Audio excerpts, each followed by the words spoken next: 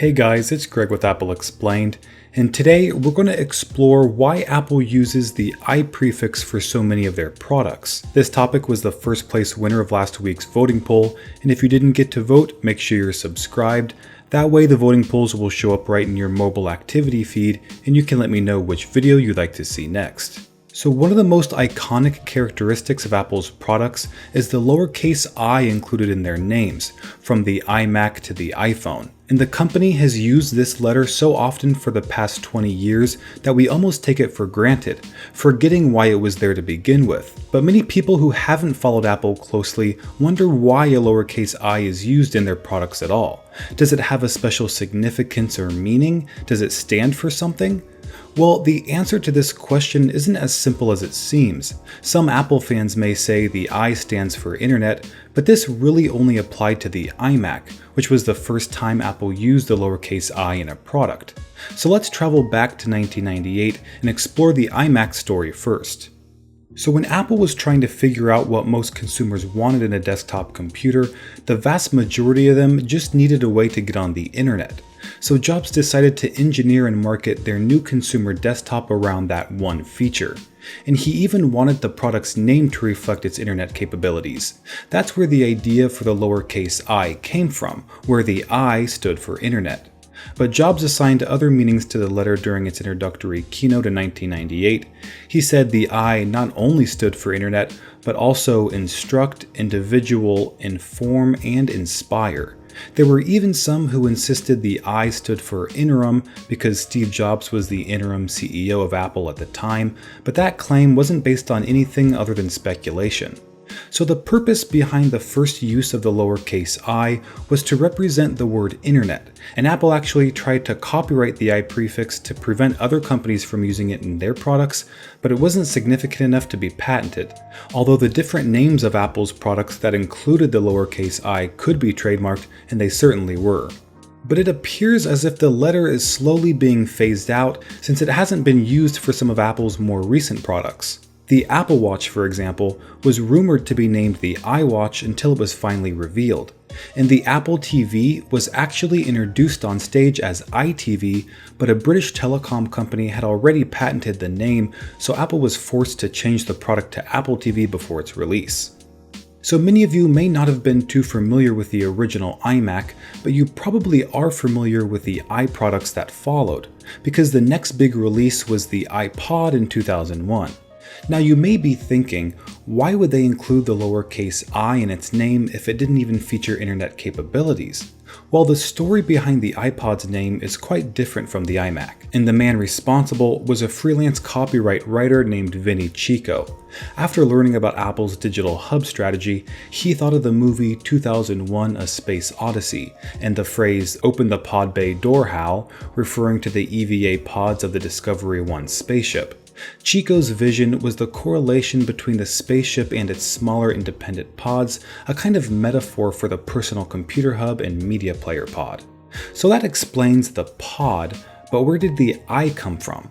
And the best answer we have today is that the lowercase I was used as a simple brand identifier. It didn't actually stand for anything. Because keep in mind, iBook, iMovie, and iTunes had all been released prior to the iPod, so the I prefix had already become an established Apple brand association by that time. But there was a problem when they discovered that the name iPod was trademarked and already being used for internet kiosks. The iPod kiosks had been demoed in New Jersey in March 1998 and began to be used commercially in 2000. But then the name was ultimately discontinued in 2001, which meant the trademark was free to be used by another company. Apple was quick to claim it, and the name was officially registered by the US Patent and Trademark Office in November 2003 and was then assigned to Apple Computer Inc. in 2005. Now, the next big release to feature Apple's I branding was the iPhone in 2007. And by this point, you might assume Apple's new products were essentially naming themselves. It would appear fairly obvious that a mobile phone from Apple would be called iPhone. But that wasn't the case at all, because Apple considered many other names for their smartphone, a few of them being Telepod, Mobi, and Tripod. Now, telepod was considered because it sounded like a futuristic twist on the word telephone, and as for Mobi, it was simply a shortened version of the word mobile. And finally, tripod was actually the most popular consideration for the company's smartphone, and there's actually a pretty good reason for this. You see, Apple introduced the iPhone as 3 different products: an iPod, a phone, and an internet communicator. So the name tripod emphasized these 3 features of the device that separated it from its competition. But eventually the name iPhone won out, and I think we can all agree Apple made the right decision. The next big product came in 2010 when the highly anticipated iPad was finally announced. Now back in 2009, rumors of a tablet device from Apple had been circulating for years, and many wondered what the company would name it. There had been a few sources suggesting Apple was considering 2 names in particular for the tablet. The first was iTablet, and the second was iSlate. And this may be strange since the name iPad wasn't even considered until later in the device's development. And although it hadn't been confirmed, there was speculation that the final release name iPad was named after and paid homage to a device called the Pad that was used in Star Trek.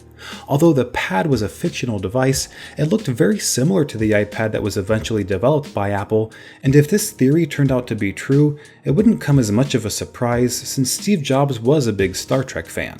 Now, as I briefly mentioned earlier in the video, Apple didn't limit their use of the i prefix to hardware, because a number of applications and even an operating system was named using the letter, including iOS, iTunes, iMovie, iLife, iWork, iCloud, iBooks, iMessage, and more. So with such a strong brand association tied to the letter I, it isn't surprising that Apple has tried their best to patent it.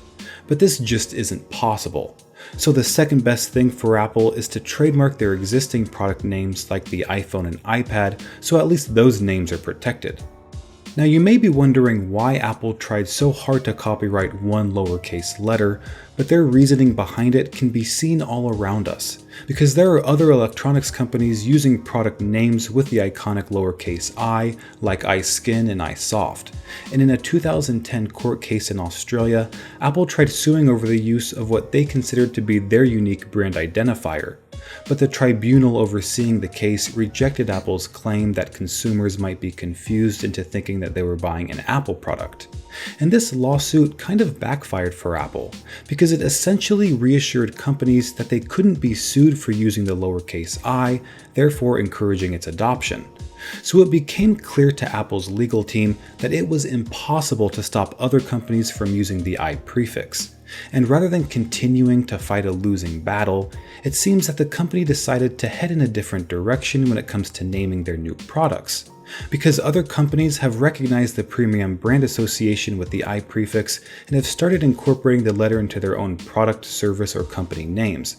And one thing Apple despises is being associated with low-quality products and services. And although some consumers may initially associate an I product with Apple, I think most are sensible enough to differentiate between the two. Now, if this assumption is true, and Apple never plans on introducing a new I product again, then what'll happen to their existing I product lines? Because the iMac, iPhone, and iPad certainly aren't going away anytime soon. So will Apple change those products' names to something like Apple Mac, Apple Phone, and Apple Pad? It may sound pretty strange, but a name change similar to this already happened back in 2001 when Apple changed the name of their iBook to MacBook instead. Jobs explained that the change reflected Apple's desire to include the word Mac in the names of all their computers. So is the next development to include the word Apple in all of the company's products? It's hard to say now since it is still very early in the process, but I wouldn't be shocked to see Apple continue to move in this direction for the naming of their future products. So who would have thought something as simple as the letter I could not only become such an icon in the technological world, but also stir up such controversy? And it's actually proven to be quite timeless and flexible, since Apple has used it for everything from their mobile operating system to their desktop computers, online services, mobile devices, and applications. Its story is as long and eventful as any Apple product, and its influence has reached beyond the world of tech to other industries around the globe. This one letter has become deeply rooted in the hearts of casual Apple users and die-hard Apple fans alike. I never imagined a day where I'd be talking about its demise, since even today it makes up a huge part of Apple's brand identity. But judging by the products Apple has released in the last few years, it would appear that the I is on its way out, and only time will tell how long the existing I product names stick around. So that is the history of the I, and if you want to vote for the next video topic, don't forget to subscribe. Thanks for watching, and I'll see you next time.